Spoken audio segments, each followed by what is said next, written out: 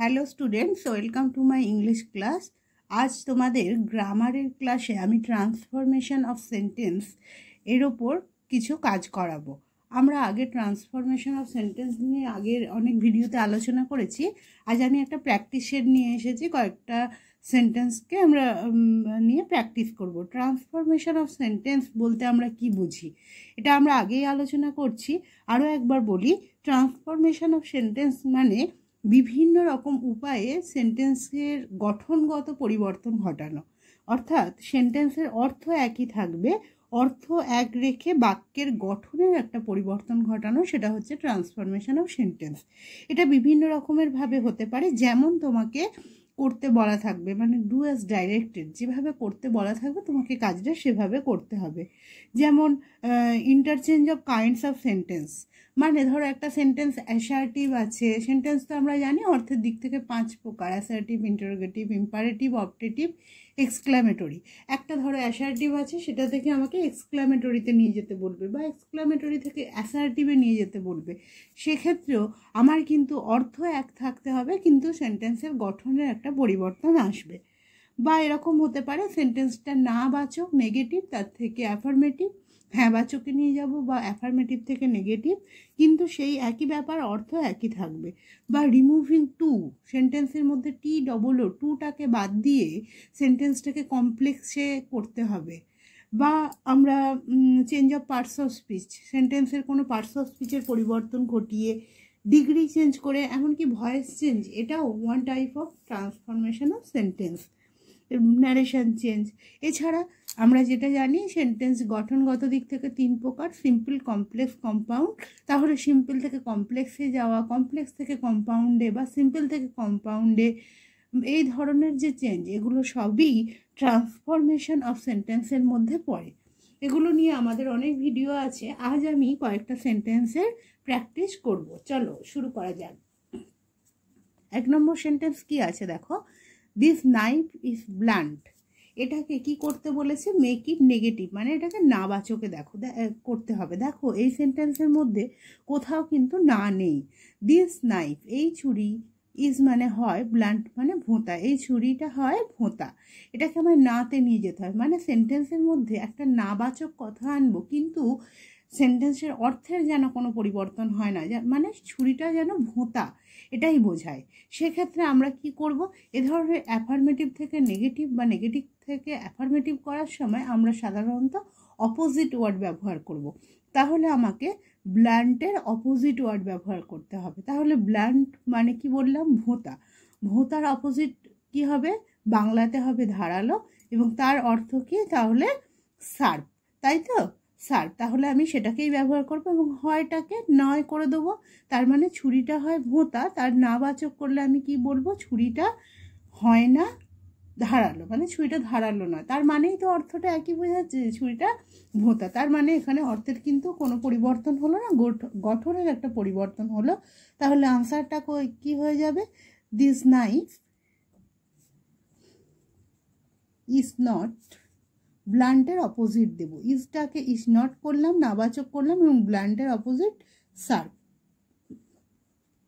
This knife is not sharp.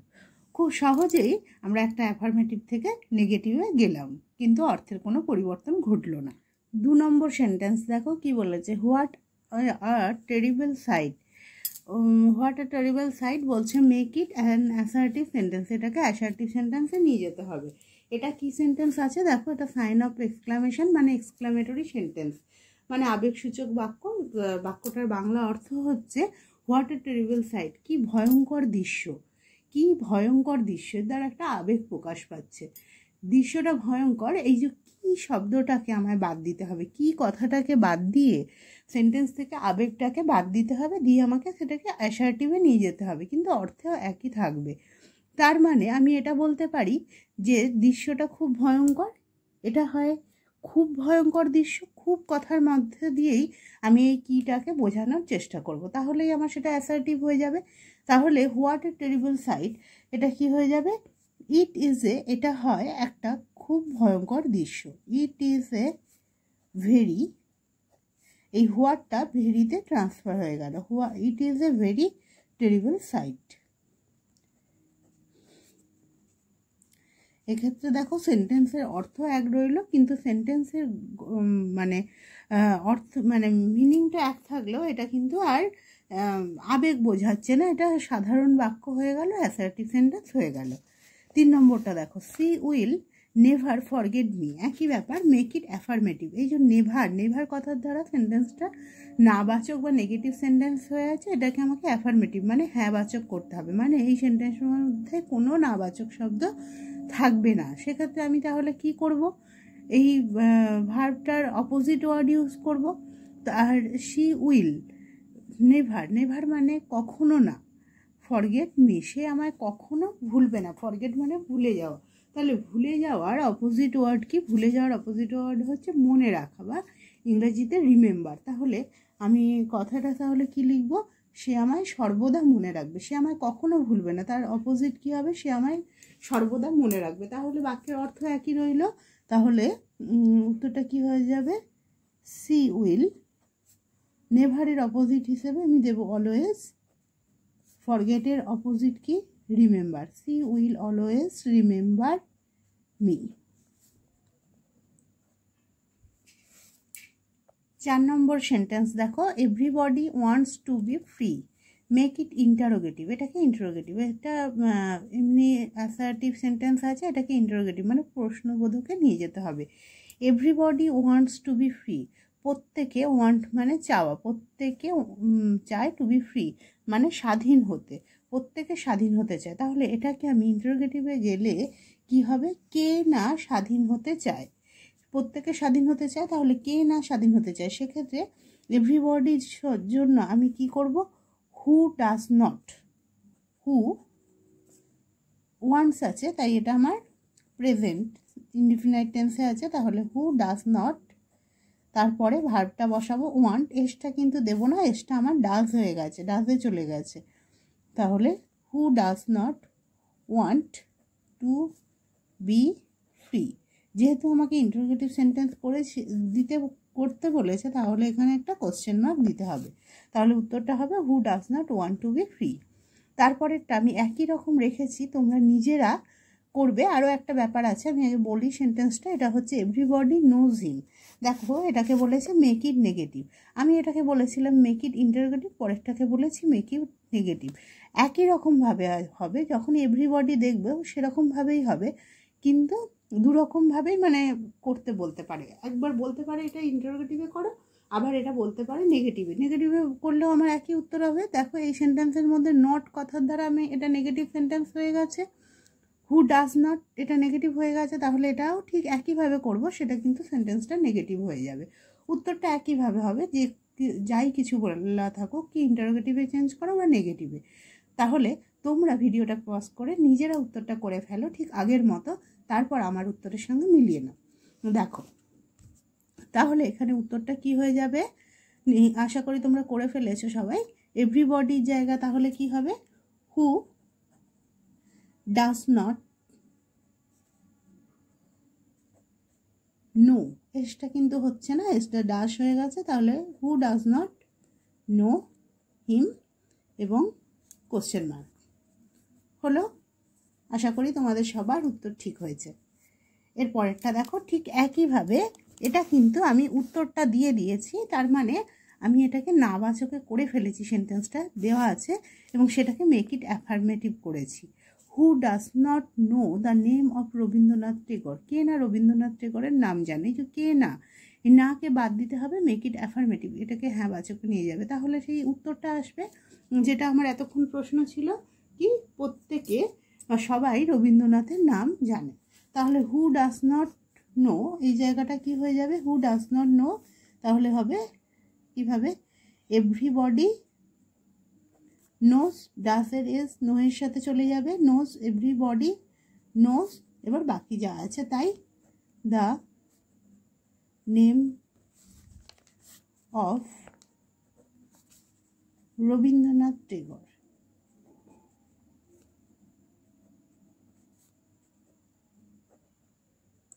এবং question mark উঠে full stop, তাহলেই এটা অ্যাফার্মেটিভ হয়ে গেল। 7এরটা দেখো কি বলেছে, only a Hercules can do this, এটাকে মেক ইট নেগেটিভ, এটা অত্যন্ত সহজ। অনলি থাকলে যখন নেগেটিভ সেন্টেন্সে নিজেতে বলবে বা অনলি কে বাদ দিতে বলবে, তখন অনলির জায়গায় আমরা কি করব, নান বাট ইউজ করব।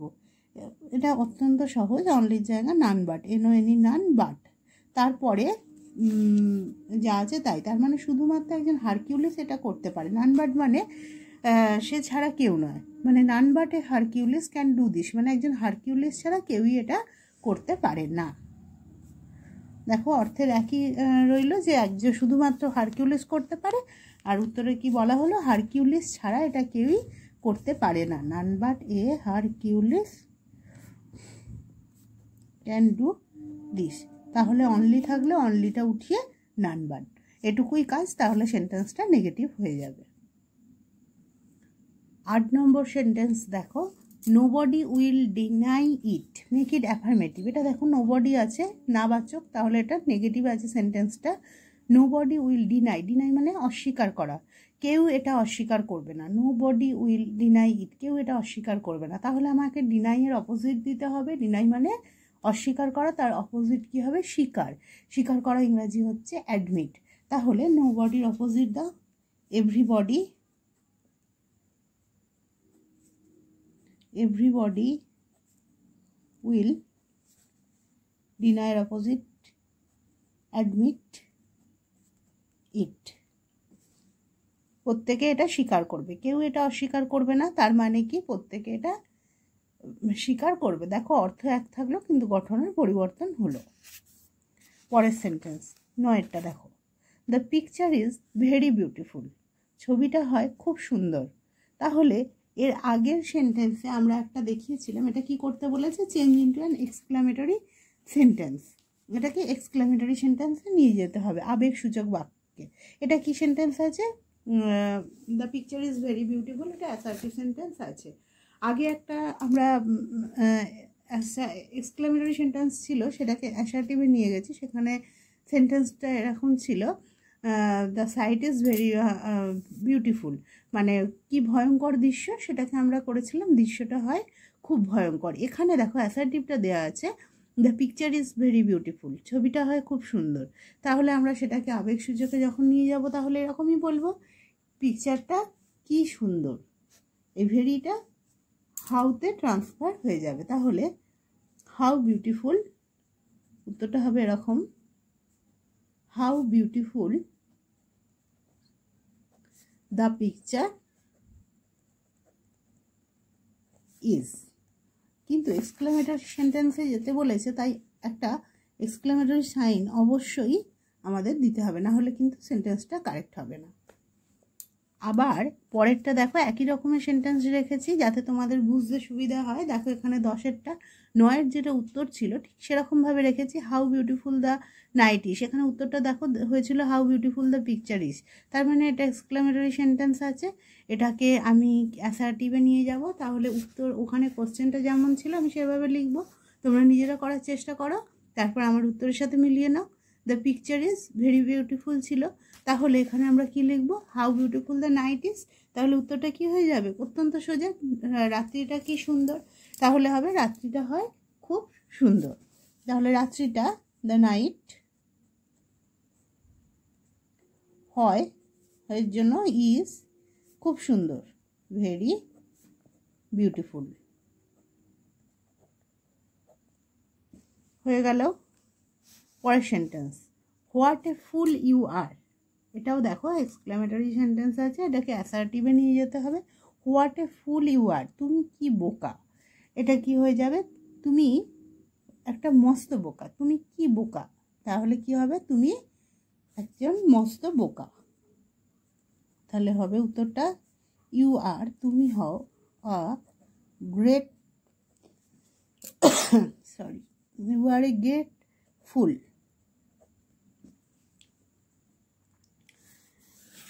আশা করি এরকম, তাহলে অ্যাসার্টিভ থেকে এক্সক্লামেটরি সেন্টেন্স বা এক্সক্লামেটরি থেকে অ্যাসার্টিভ দিলে তোমরা এবার নিজেরাই করতে পারবে। এবার দেখো 12টা কি বলেছে, Ram is the tallest boy in the class, degree change করতে বলেছে।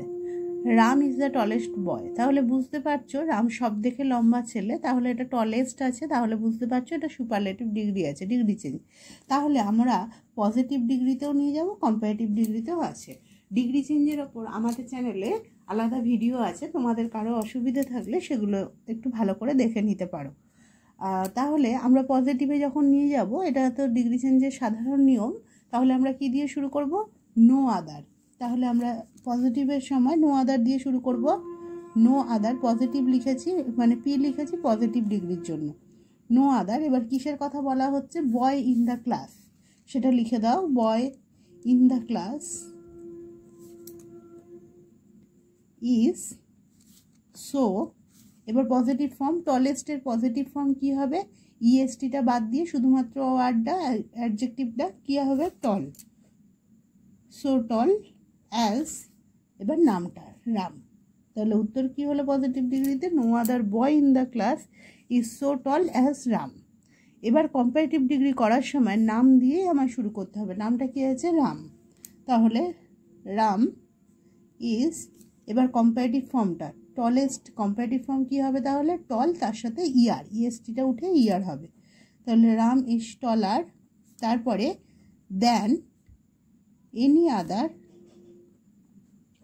কিসের কথা বলা হচ্ছে? বয় ইন দ্য ক্লাস।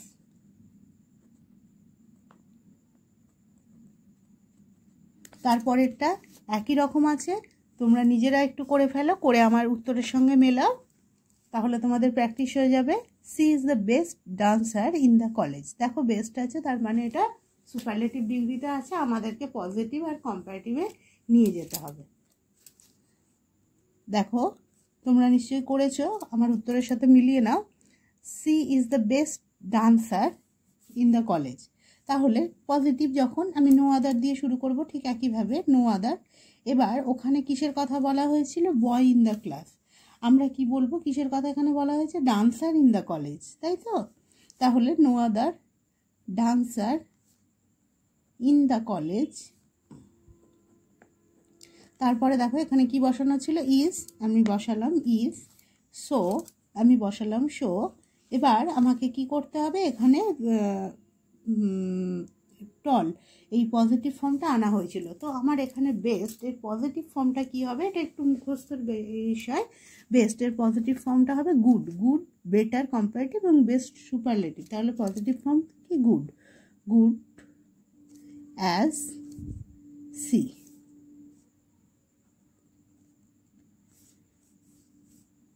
তারপরেরটা দেখো, তাহলে এখানে কি দিয়ে শুরু হবে? সিটা দিয়ে, এই প্রোনাউনটাই আমায় বসাতে হবে। সি, বা কখনো কখনো এটা হারও হতে পারে, হারও বললেও ভুল হবে না, সি বললেও ভুল হবে না। সি। এবার ইজ, যেমন এখানে ছিল রাম ইজ, তাহলে সি ইজ। এবার এখানে টলার কম্পারেটিভ ফর্ম ছিল, তাহলে আমি বেস্টের কম্পারেটিভ ফর্ম কি হবে তাহলে? Good, better, best. তাহলে এখানে বসাবো কি? বেটার। She is better. তারপরে than any other, than any other, than any other. কিসের কথা বলা হয়েছে? এখানে বলা হয়েছিল বয় ইন দ্য ক্লাস, আর এখানে dancer in the class college, তাহলে সেটাই বসিয়ে দিই, ডান্সার ইন দ্য কলেজ। তাহলে উত্তরটা কি হলো? She is better than any other dancer in the college. এইভাবে ঠিক এই একই ফরম্যাটে তোমরা আরও মানে এক্সাম্পল, উদাহরণ নিয়ে তোমাদের গ্রামার বই বা অন্যান্য যে কোনো বই থেকে আরও উদাহরণ নিয়ে তোমরা এগুলো প্র্যাকটিস করতে পারো। তাহলে দেখবে ডিগ্রি চেঞ্জ সম্পর্কে আর কোনো অসুবিধা থাকলো না। এবার দেখো 14টা কি বলেছে? She is as rich as her brother. Comparative ডিগ্রিতে নিয়ে যেতে বলেছে। সে হয় as rich as her brother, সে তার ভাইয়ের মতো ধনী। এটাকে কম্পারেটিভ তুলনা বোঝাবে, তখন আমরা কি বলবো? সে হয় তার ভাইয়ের মতো ধনী, মানে রিচ মানে বড় লোক। তাহলে কি হবে? হার ব্রাদার দিয়ে আমার শুরু করতে হবে এ ধরনের সেন্টেন্স। এটা আগে চলে যাবে এবং যেটা ইজ আছে সেটা ইজ নট হবে, এবং যদি নট থাকে, নেগেটিভ থাকে, সেটা অ্যাফার্মেটিভ করব, আর অ্যাফার্মেটিভ থাকলে তাহলে নেগেটিভ। তাহলে হার ব্রাদার ইজ নট রিচার দেন হার। তাহলে দেখো হার ব্রাদার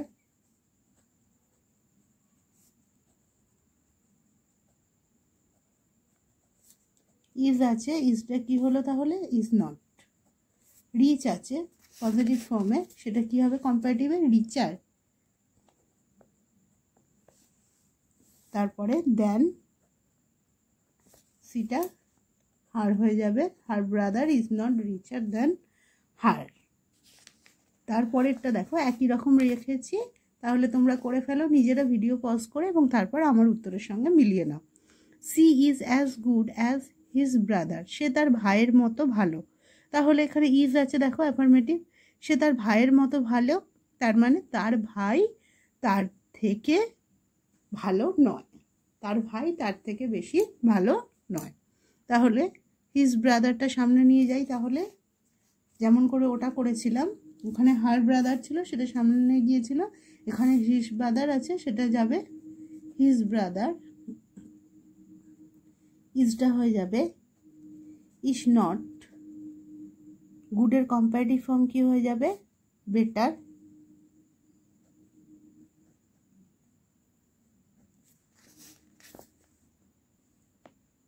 দেন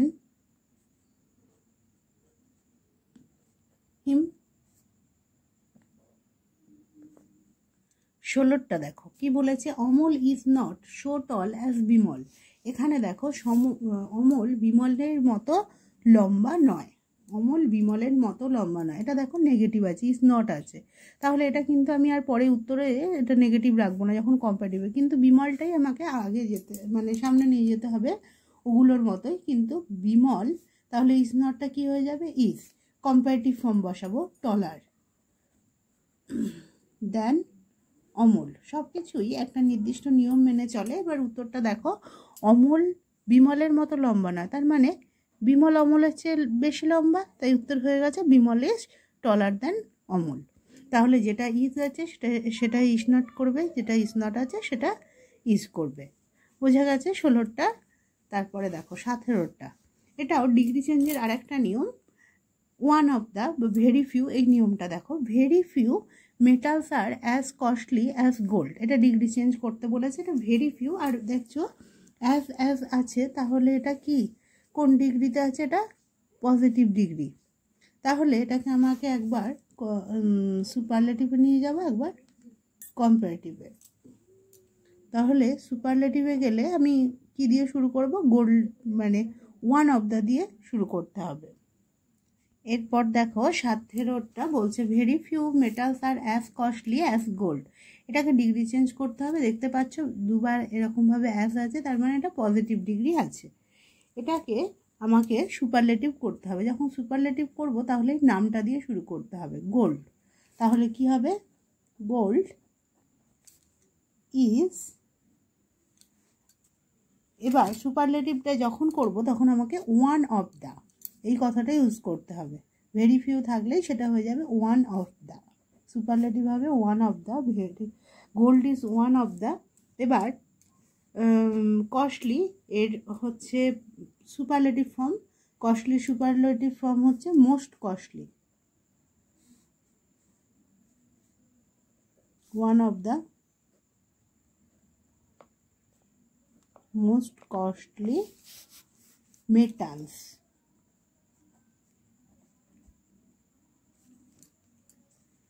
এরপরে এটা তাহলে হলো সুপারলেটিভ, তাহলে প্রথমে নামটা দেবে, তারপরে ইজ দেবে, তারপর ওয়ান অফ দ্য, এবার সুপারলেটিভ ফর্ম মোস্ট কস্টলি, এবার যে জিনিসের কথা বলা হয়েছে মেটালসের কথা বলা হয়েছে সেটা বসানো হলো, সেটা যেন প্লুরালে থাকে, এটা অবশ্যই খেয়াল করে বসাতে হবে, কোশ্চেনেই প্লুরাল থাকবে, মেটালসই বসাতে হবে, মানে প্লুরাল ফর্মটা ইউজ করতে হবে, সেটা খেয়াল করে আমাদের বসাতে হবে। এরপর কম্পারেটিভে দেখো, কম্পারেটিভেও নাম দিয়ে শুরু করতে হবে, তাহলে কি হবে গোল্ড ইজ, এবার কম্পারেটিভ ফর্ম কি হবে, কস্টলির কম্পারেটিভ ফর্ম মোর কস্টলি, মোর কস্টলি দেন, এমনি জেনারেল নিয়মে যেমন আমরা ইউজ করি দেন এনি আদার, এখানে than most other, than most other metals. তাহলে উত্তরটা হলো gold is more costly than most other metals. এরপরেরটাও একই গোল্ড দিয়ে দেওয়া হয়ে গেছে, আমার খেয়াল করিনি, যাই হোক তোমরা করো। এখানে এটা আলাদা আছে, gold is one of the most precious metals আছে, মূল্যবান ধাতু। Gold is one of the most precious metals. এক্ষেত্রে দেখো ওয়ান অফ দ্য মোস্ট দেওয়া আছে, তার মানে সুপারলেটিভ আছে, আমাকে কম্পারেটিভ আর পজিটিভটা বের করতে হবে, কম্পারেটিভ আর পজিটিভ। তো প্রথমে আমি পজিটিভটা বের করি। তো যখন পজিটিভটা বের করব তাহলে আমরা কি দিয়ে শুরু করব? এভাবে ভেরি ফিউ দিয়ে শুরু করব। তাই ভেরি ফিউ কিসের কথা বলছে? আমরা যেমন নো আদার ব্যবহার করি জেনারেল নিয়মে, এখানে নো আদারের জায়গায় ভেরি ফিউ। কিসের কথা বলছে বা সেটা বসাবো, কিসের কথা? মেটালস। এখানেও দেখতে হবে যেন এটা প্লুরাল ফর্মটাই আমি বসাই, খেয়াল করতে হবে। তাহলে ভেরি ফিউ মেটালস, এবার কিন্তু ইজ হবে না, এক্ষেত্রে কী হবে? আর। ভেরি ফিউ মেটালস আর অ্যাজ। এবার এর পজিটিভ ফর্ম কী আছে? Most precious. তাহলে মোস্ট বাদ দিয়ে শুধুমাত্র ওয়ার্ডটা আমার পজিটিভ ফর্ম হবে। তাহলে ভেরি ফিউ মেটালস আর অ্যাজ প্রেসিয়াস অ্যাজ, এবার নামটা গোল্ড। এই হয়ে গেল পজিটিভ। ভেরি ফিউ মেটালস আর অ্যাজ প্রেসিয়াস অ্যাজ গোল্ড। এবার কম্পারেটিভে তাহলে ঠিক এভাবে গোল্ড নামটা দিয়ে শুরু করব, গোল্ড ইজ। তাহলে কম্পারেটিভ ফর্ম কি হয়ে যাবে? More precious. Gold is more precious.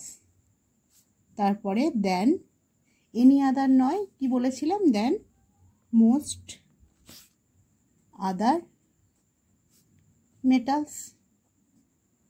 হয়ে গেল উত্তর, gold is more precious than most other metals. এভাবে তোমরা বেশ কিছু এক্সাম্পল নিয়ে বারবার প্র্যাকটিসের মাধ্যমে তোমাদের কাছে এগুলো খুব সহজ হয়ে উঠতে পারে। আশা করি এই ভিডিওটা তোমাদের কাজে লাগবে। আজ এই পর্যন্তই।